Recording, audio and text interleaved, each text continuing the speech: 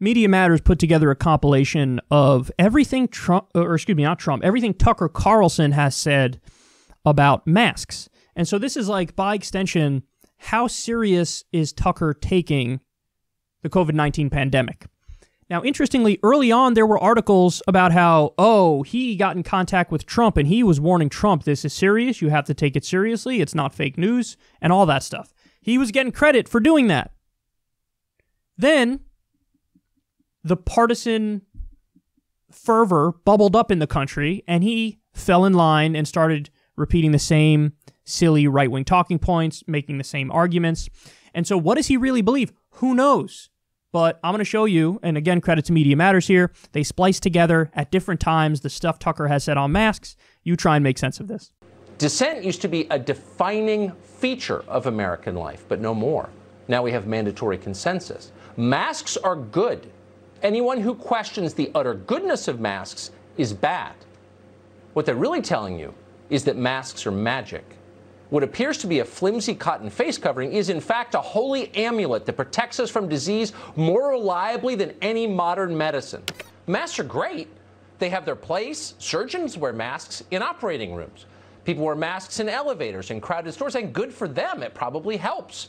We've been arguing that for 6 months. Before the Surgeon General himself recommended masks, we thought, why would masks be a bad idea? So we're not against masks. We never will be. Many schools that do plan to reopen will do so under a series of restrictions that have no basis of any kind in science. It's a kind of bizarre health theater. Students will be kept 6 feet apart. Everyone will have to wear a mask. Class size will be limited. In some schools, there will be scheduled bathroom breaks, etc., etc. No sports. Of course, masks work. Everyone knows that.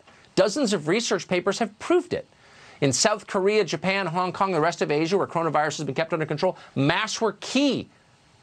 So look, we understand there's a shortage of masks. We understand only certain people should get them because it's a triage moment. We get it. So I was thinking a lot about this. I was trying to figure out how could he have sounded so contradictory on this. This is ridiculous. And he's flip-flopped on the seriousness of COVID as well, nonstop. And, it occurred to me, one of the main reasons is he's a contrarian. And so at a time when our government and Dr. Fauci and everybody was like, maybe masks, maybe not. Maybe that's not a good idea because the evidence is maybe a little inconclusive. So don't rush out and get masks. That's not necessarily the right thing to do. At the time our government was saying that, he was like, oh my God, that's ridiculous. There's a pandemic. Of course you should get a mask. Are you kidding me? And it's because the official authorities were questioning masks. By the way, the reason they were doing that is because they were lying because they feared a mask shortage. So they wanted to make sure the frontline workers had the masks. So they lied to the public and were like, maybe they don't work and you shouldn't buy them.